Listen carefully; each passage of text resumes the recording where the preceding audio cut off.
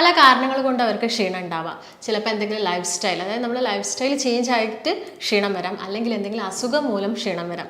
ശ്വാസം എടുക്കുന്ന സമയത്ത് അവരുടെ ബ്രെയിനിലോട്ട് ഓക്സിജൻ കിട്ടാത്തൊരു സിറ്റുവേഷൻ വരും. ഈ സമയത്ത് അവർ ഉറക്ക സമയത്ത് അവർക്ക് ചെറുതായിട്ടൊന്ന് അവർ സ്റ്റക്ക് ആവും. ഇങ്ങനെ സ്റ്റക്ക് ആവുന്നത് അവർ വീണ്ടും ഓക്സിജൻ എടുക്കാൻ വേണ്ടിയിട്ടാണ്. അപ്പോൾ അവരൊന്ന് ഞെട്ടി ഉണരും, പക്ഷെ അവർ പെട്ടെന്ന് തന്നെ കിടന്നുറങ്ങും. ഭക്ഷണം എന്ന് പറയുന്നത് ഒരു ഔഷധം കൂടിയാണ്. അപ്പോൾ നമ്മൾ ഒട്ടുമിക്ക അസുഖങ്ങൾക്കും ഉള്ളൊരു മെഡിസിൻ നമ്മൾ കഴിക്കുന്ന ഭക്ഷണത്തിലൂടെ നമുക്ക് കിട്ടുന്നുണ്ട്. നമസ്കാരം, ഞാൻ ഡോക്ടർ ഭാഗ്യ, QNB ഹെൽത്ത് കെയറിലെ ആയുർവേദ ഫിസിഷ്യനാണ്. ഒട്ടുമിക്ക ആളുകളിലും, അതായത് സ്ത്രീ പുരുഷ ഭേദമന്യേ എല്ലാവരിലും, കുട്ടികളിലാണെങ്കിലും പ്രായമായവരിലൊക്കെ ആണെങ്കിൽ ഇടയ്ക്കിടയ്ക്ക് കണ്ടുവരുന്ന ഒരു കണ്ടീഷനാണ് എന്ത്, അമിതമായിട്ടുള്ള ക്ഷീണം, അല്ലെങ്കിൽ ഇടയ്ക്കിടയ്ക്ക് അവർക്ക് വരുന്ന ക്ഷീണം. പല കാരണങ്ങൾ കൊണ്ട് അവർക്ക് ക്ഷീണം ഉണ്ടാവാം. ചിലപ്പോൾ എന്തെങ്കിലും ലൈഫ് സ്റ്റൈൽ, അതായത് നമ്മുടെ ലൈഫ് സ്റ്റൈൽ ചേഞ്ച് ആയിട്ട് ക്ഷീണം വരാം, അല്ലെങ്കിൽ എന്തെങ്കിലും അസുഖം മൂലം ക്ഷീണം വരാം. ഇപ്പോൾ നമ്മുടെ ക്ലിനിക്കിൽ തന്നെ വരുന്ന പേഷ്യൻസിൽ കുറച്ച് കൂടുതലായിട്ട് സ്ത്രീകൾ നോക്കുകയാണെങ്കിൽ അവർ കോമൺ ആയിട്ട് പറയുന്നതാണ്, അവർക്ക് രാവിലെ എഴുന്നേറ്റാൽ പണികളൊന്നും ചെയ്യാൻ പറ്റുന്നില്ല, ഒരു ഉന്മേഷക്കുറവ്, എപ്പോഴും കിടക്കണം എന്ന് തോന്നുക, എന്നാൽ പോയി കിടന്നാലോ ഉറക്കം വരുന്നില്ല, ഇരുന്നുറങ്ങുക, അങ്ങനെ ഒരുപാട് ബുദ്ധിമുട്ടുകൾ. അപ്പോൾ എന്തൊക്കെ കാരണങ്ങൾ കൊണ്ടാണ് ഇങ്ങനെ ക്ഷീണം ഉണ്ടാവുന്നത്, ഇതിന് നമ്മളെ ഡെയിലി ലൈഫിൽ ഇതെങ്ങനെ നമുക്കിത് തരണം ചെയ്ത് കൊണ്ടുവരാം എന്നതിനെക്കുറിച്ച് നോക്കാം. ചില പ്രധാനപ്പെട്ട കാരണങ്ങൾ കൊണ്ട് എങ്ങനെയൊക്കെയാണ് നമുക്ക് ക്ഷീണം ഉണ്ടാവുന്നതെന്ന് നോക്കാം. ആദ്യം തന്നെ നോക്കുകയാണെങ്കിൽ ഒരു പനി വന്ന് കഴിഞ്ഞതിന് ശേഷം, അതായത് ഇപ്പോൾ ഒരു വൈറൽ ഫീവർ ആയിക്കോട്ടെ, ഒരു ചിക്കൻ ഗുനിയ, ഡെങ്കി ഫീവർ, അങ്ങനെയുള്ള ഏതെങ്കിലും പനി വന്നതിന് ശേഷം നമുക്ക് പെട്ടെന്നായിട്ടൊരു ക്ഷീണം ഉണ്ടായേക്കാം.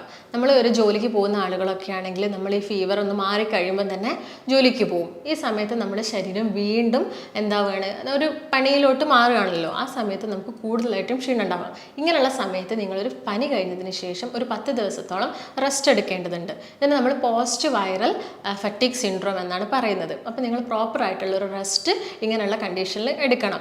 ഇല്ലെങ്കിൽ നിങ്ങൾക്കത് അതായത് വീണ്ടും ആ ഫീവർ വരാനുള്ളൊരു ചാൻസ് ഉണ്ട് ഇങ്ങനെ റെസ്റ്റ് എടുത്തിട്ടില്ലെങ്കിൽ. അതുപോലെ തന്നെ മറ്റൊരു കാരണം നോക്കുകയാണെങ്കിൽ അനീമിയ, രക്തക്കുറവ് മൂലം നമുക്ക് ക്ഷീണം ഉണ്ടായേക്കാം. അതായത് നമ്മുടെ രക്തത്തിൽ പ്രോപ്പറായിട്ട് ഓക്സിജൻ ഇല്ല, അതുപോലെ തന്നെ പ്രോപ്പറായിട്ട് ഹീമോഗ്ലോബിൻ ഇല്ലെങ്കിൽ നമുക്ക് ഇടയ്ക്കിടയ്ക്ക് ക്ഷീണം വരാം. അതുപോലെ തന്നെ ഒരുപാട് അസുഖങ്ങളുണ്ട്. ഇപ്പം തൈറോയ്ഡ് കണ്ടീഷൻസ്, അതായത് ഹൈപ്പോ തൈറോയിഡിസം പോലെയുള്ള കണ്ടീഷനിൽ നമുക്ക് ക്ഷീണം ഇടയ്ക്കിടയ്ക്ക് വരാം. പ്രമേഹ രോഗികളെ നോക്കുകയാണെങ്കിൽ അവർക്കും ക്ഷീണം ഇടയ്ക്കിടയ്ക്ക് വരാം. ഈ രക്തത്തിൽ ഗ്ലൂക്കോസിൻ്റെ അളവ് കൂടുന്ന സമയത്തൊക്കെ അവർക്ക് എപ്പോഴും ഒരു എന്തായിരിക്കും, കിടക്കണം എന്നുള്ളൊരു ചിന്തയൊക്കെ ആയിരിക്കും. ഇങ്ങനെയുള്ള പല അസുഖങ്ങളും മൂലം നമുക്ക് ക്ഷീണങ്ങൾ വരാം. ഇതുപോലെ തന്നെ നിങ്ങൾ ബ്രേക്ക്ഫാസ്റ്റ് ഒക്കെ സ്കിപ്പ് ചെയ്യുകയാണെങ്കിൽ, ഇപ്പോൾ കുട്ടികളൊക്കെ നോക്കുകയാണെങ്കിൽ മിക്ക കുട്ടികളും ഈ രാവിലെ എഴുന്നേൽക്കുന്നത് തന്നെ വളരെ ലേറ്റ് ആയിട്ടായിരിക്കും. ഈ സമയത്ത് അവർ അധിക ദിവസങ്ങളിലും ബ്രേക്ക്ഫാസ്റ്റ് കഴിക്കാതെയൊക്കെ ആയിരിക്കും സ്കൂളിലൊക്കെ പോകുന്നുണ്ടാവുക. ഇങ്ങനെയുള്ള ദിവസങ്ങളിൽ ഈവനിങ് ഒക്കെ അവർക്ക് നല്ല ക്ഷീണം ഉണ്ടാവും. ഓൾറെഡി നമ്മൾ തലേ ദിവസം രാത്രി ആയിരിക്കും ഭക്ഷണം കഴിച്ച് കിടക്കുന്നുണ്ടാവുക. അപ്പോൾ ഇത്രയും ഒരു ടൈം ഗ്യാപ്പ് വന്നു നെക്സ്റ്റ് ഡേ മോർണിംഗ്. അപ്പോൾ നമ്മൾ എന്തായാലും ബ്രേക്ക്ഫാസ്റ്റ് കഴിക്കേണ്ടതുണ്ട്. കാരണം നമുക്ക് നമ്മുടെ ശരീരത്തിന് വേണ്ടത്ര എനർജി, അതായത് മസിൽസിന് അവരുടെ ഫങ്ഷൻസ് ഒക്കെ ചെയ്യാൻ എനർജി ആവശ്യമുണ്ട്. ഈ എനർജി ഒക്കെ കിട്ടണമെങ്കിൽ നമ്മൾ എന്ത് കഴിക്കണം, ബ്രേക്ക്ഫാസ്റ്റ് കഴിക്കണം. നമുക്കറിയാം ബ്രേക്ക്ഫാസ്റ്റ് എന്ന് പറയുന്നത് ഒരു ബ്രെയിൻ ഫുഡ് കൂടിയാണ്. അതായത് നമ്മുടെ ബ്രെയിനിൻ്റെ ഫങ്ഷൻസും, അതായത് ശരീരത്തിൻ്റെ ടോട്ടൽ ഫങ്ഷൻസ് ഒക്കെ ചെയ്യണമെങ്കിൽ ഊർജ്ജം ആവശ്യമാണ്. അതുകൊണ്ട് നമ്മൾ ബ്രേക്ക്ഫാസ്റ്റ് ഒരിക്കലും സ്കിപ്പ് ചെയ്യരുത്. അതുപോലെ തന്നെ പ്രോപ്പറായിട്ട് ഉറങ്ങിയിട്ടില്ലെങ്കിൽ നിങ്ങൾക്ക് നെക്സ്റ്റ് ഡേ ക്ഷീണം ഉണ്ടാവാം. അതായത് ഇപ്പോൾ നോർമലി നമ്മളൊരു 6 to 8 hours എല്ലാവരും കിടന്നുറങ്ങണം. അതിപ്പോൾ പ്രായമായവരൊക്കെ ആണെങ്കിൽ അവർക്കൊരു 6 hours അവർ മാക്സിമം ഉറങ്ങാൻ നോക്കും. അതുപോലെ തന്നെ ഇപ്പം കുട്ടികളാണെങ്കിലും നമ്മളൊക്കെ ആണെങ്കിൽ ഒരു 8 hours എങ്കിലും ഒരു ഡേ കിടന്നുറങ്ങാൻ നോക്കണം. ഇങ്ങനെ നമ്മൾ പ്രോപ്പറായിട്ട് ഉറങ്ങിയിട്ടില്ലെങ്കിൽ പിറ്റേ ദിവസം നിങ്ങൾക്ക് ശോധന പ്രോപ്പറായിട്ട് നടക്കണമെന്നില്ല. അങ്ങനെ നടന്നിട്ടില്ലെങ്കിൽ ആ ദിവസം എന്തായാലും പോയ പോലെ ഒന്നിനൊരു ഉഷാറൊന്നും ഉണ്ടാവില്ല. ഇതുമൂലം ക്ഷീണം ഉണ്ടാവാം. അതുപോലുള്ളൊരു കണ്ടീഷനാണ് സ്ലീപ്പ് ആപ്നിയ എന്ന് പറയുന്നത്. നിങ്ങളുടെ ഉറക്കം ഇടയ്ക്കിടയ്ക്ക് ഡിസ്റ്റർബ്ഡ് ആവുക. ചിലപ്പോൾ അതൊരു സ്വപ്നം കണ്ടിട്ടോ അങ്ങനെ എന്തെങ്കിലും ഒരു ഡിസ്റ്റർബൻസ് കൊണ്ട് ഉറക്കം നഷ്ടമായാൽ നമുക്ക് നെക്സ്റ്റ് ഡേ ഒരു ക്ഷീണം ഉണ്ടാവാം. ഇതൊക്കെ ടെമ്പററി ആണ്. കാരണം അടുത്ത ദിവസം നിങ്ങൾ നന്നായിട്ട് ഉറങ്ങുകയാണെങ്കിൽ നിങ്ങളെ നെക്സ്റ്റ് മോർണിംഗ് എന്ന് പറയുന്നത് വളരെ പീസ്ഫുള്ളും എല്ലാം നിങ്ങൾക്ക് ഭയങ്കര ഒരു ഹാപ്പി ആയിട്ടുള്ളതൊക്കെ ആയിരിക്കും. പക്ഷേ നിങ്ങൾ ഉറങ്ങിയിട്ടില്ലെങ്കിൽ, അല്ലെങ്കിൽ ഇങ്ങനെ സ്ലീപ്പ് ആപ്നിയ പോലെ ഡിസ്റ്റർബ്ഡ് ആയി പോവുകയാണെങ്കിൽ നെക്സ്റ്റ് ഡേ നമുക്ക് ഒരു ജോലിക്ക് പോകാനോ ഒന്നിനൊരു ഉന്മേഷം ഉണ്ടാവില്ല. അതുപോലെ ഒരു കണ്ടീഷൻ നോക്കുകയാണെങ്കിൽ അമിത ഭാരമുള്ള ആളുകളിൽ ഈ വയറിന് ചുറ്റും കൊഴുപ്പ് കൂടുതലായിട്ട് അടിയുന്ന ആളുകളിൽ അവർ രാത്രി ഉറങ്ങുന്ന സമയത്ത് കൂർക്കം വലിക്കാനുള്ള ഒരു ചാൻസ് ഉണ്ട്. ഇങ്ങനെ കൂർക്കം വലി ഉള്ള ആളുകളിൽ സംഭവിക്കുന്നത് എന്താണെന്ന് നമുക്കൊന്ന് നോക്കാം. ഇങ്ങനെയുള്ള ആളുകൾ ശ്വാസം എടുക്കുന്ന സമയത്ത് അവരുടെ ബ്രെയിനിലോട്ട് ഓക്സിജൻ കിട്ടാത്തൊരു സിറ്റുവേഷൻ വരും. ഈ സമയത്ത് അവർ ഉറക്ക സമയത്ത് അവർക്ക് ചെറുതായിട്ടൊന്ന് അവർ സ്റ്റക്ക് ആവും. ഇങ്ങനെ സ്റ്റക്ക് ആവുന്നത് അവർ വീണ്ടും ഓക്സിജൻ എടുക്കാൻ വേണ്ടിയിട്ടാണ്. അപ്പോൾ അവരൊന്ന് ഞെട്ടി ഉണരും. പക്ഷെ പക്ഷെ അവർ പെട്ടെന്ന് തന്നെ കിടന്നുറങ്ങും. പക്ഷെ അതൊരു ഞെട്ടി ഉണരെ ഇടയ്ക്കിടയ്ക്ക് ഉണ്ടാകും. കാരണം ഇങ്ങനെ കുടവയറൊക്കെ ഉള്ള ആളുകളാണെങ്കിൽ കൂർക്കം വലി എപ്പോഴും രാവിലെ വരെ ഉണ്ടാവുമല്ലോ. അപ്പം തന്നെ അവരുടെ ഉറക്കം ഇടയ്ക്കിടയ്ക്ക് ഡിസ്റ്റർബ്ഡ് ആവും. ഇങ്ങനെയുള്ള ആളുകൾ കൂടുതലായിട്ടും പകൽ സമയത്തായിരിക്കും കിടന്നുറങ്ങുക, അല്ലെങ്കിൽ രാവിലെ തൊട്ട് ഉച്ച വരെ ആയിരിക്കും ഇവർ കിടന്നുറങ്ങുക. അവർ ചിലപ്പോൾ രാവിലെ എഴുന്നേൽക്കുന്നുണ്ടാവും, പക്ഷേ ബ്രേക്ക്ഫാസ്റ്റ് ഒക്കെ കഴിഞ്ഞതിന് ശേഷം അവർക്ക് ആ ഒരു പ്രോപ്പറായിട്ടുള്ള ഒരു സ്ലീപ്പ് പാറ്റേൺ കിട്ടാത്തത് കൊണ്ട് അവർക്ക് വീണ്ടും കിടന്നുറങ്ങണമെന്ന് തോന്നും. അപ്പം അമിത ഭാരം ഇങ്ങനെയുള്ളൊരു ക്ഷീണത്തിന് കാരണമാവുന്നുണ്ട്.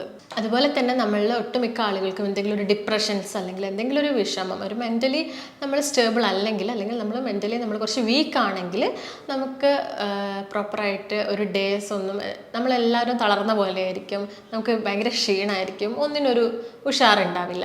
അതൊരു കാരണമാണ്. മറ്റൊരു കാരണം എന്ന് പറയുന്നത് നിങ്ങൾ കഫീൻ കൂടുതലായിട്ട് അല്ലെങ്കിൽ ടീയോ കോഫിയോ ഒക്കെ നിങ്ങൾ ഒരു ദിവസം ഒരു 3-4 എണ്ണം കൂടുതലായിട്ട് കഴിക്കുക. നോർമലി ഒരു 1-2 നിങ്ങൾക്ക് കഴിക്കാം. ആ കഴിക്കുന്ന സമയത്ത് നിങ്ങൾ കൂടുതൽ എനർജറ്റിക് ആയിരിക്കും, പക്ഷേ കുറച്ച് കഴിയുന്ന സമയത്ത് നിങ്ങൾ വീണ്ടും ഡൗൺ ആവും. അത് കൂടുതൽ കഴിക്കുന്ന സമയത്ത് നമ്മുടെ ബ്രെയിനിലും ശരീരത്തിലൊക്കെ ഓരോ സ്റ്റിമുലേഷൻസ് സംഭവിക്കുന്നുണ്ട്. അതുകൊണ്ട് നിങ്ങൾക്ക് ഇടയ്ക്കിടയ്ക്ക് ക്ഷീണം ഉണ്ടാവാം. അതുപോലെ സ്ത്രീകളെ നോക്കുകയാണെങ്കിൽ സ്ത്രീകൾക്ക് ഈ ആർത്തവവിരാമമാകുന്ന സ്ത്രീകൾക്ക്, മെനോപോസ് ആയ സ്ത്രീകളിൽ ക്ഷീണം വളരെ കൂടുതലായിരിക്കും. കാരണം അവരുടെ ശരീരത്തിൽ ഹോർമോൺസ് ആയ ഈസ്ട്രോജൻ, ശരിക്കും അവരുടെ ബോഡീനെ പ്രൊട്ടക്റ്റ് ചെയ്യുന്നൊരു ഹോർമോണാണ് ഈസ്ട്രോജൻ. ഈ ഈസ്ട്രോജൻ ഹോർമോണിൽ എന്തെങ്കിലും വ്യതിയാനം സംഭവിക്കുക അല്ലെങ്കിൽ അത് കംപ്ലീറ്റ് ആയിട്ട് അതിൻ്റെ പ്രൊഡക്ഷൻ തന്നെ നിന്ന് പോകുന്ന സമയത്ത് പെട്ടെന്ന് നമുക്ക് ശരീരത്തിൽ ക്ഷീണം ഉണ്ടായേക്കാം.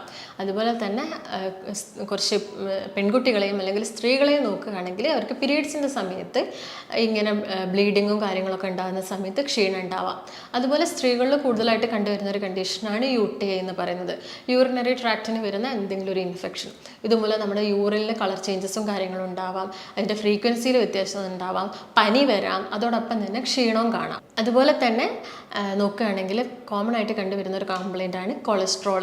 കൊളസ്ട്രോൾ നിങ്ങളുടെ ശരീരത്തിൽ കൂടുന്ന സമയത്ത് അല്ലെങ്കിൽ ഫാറ്റി ലിവറൊക്കെ കുറച്ച് ലേറ്റർ സ്റ്റേജസ് ഒക്കെ ആയി മാറുന്ന സമയത്ത് നമുക്ക് ഭയങ്കര ക്ഷീണമായിരിക്കും. കാരണം നമ്മുടെ ശരീരത്തിന് കൊളസ്ട്രോൾ കൂടുന്ന സമയത്ത് ഫാറ്റും കാര്യങ്ങളൊക്കെ നമ്മുടെ ബോഡിയിൽ കൂടുതലായിട്ട് ഉണ്ടാവുകയാണ്. അതായത് LDL ചീത്ത കൊളസ്ട്രോൾ കൂടുതലാകുന്ന സമയത്ത് നമ്മുടെ ശരീരത്തിൽ ഡൈജസ്റ്റ് ആവാനൊക്കെ കുറേ സമയം എടുക്കും. ഇതുകൊണ്ട് തന്നെ നമ്മുടെ ശരീരത്തിലെ എല്ലാ പ്രവർത്തനങ്ങളും കുറച്ച് വീക്കായി കൊണ്ടേയിരിക്കും.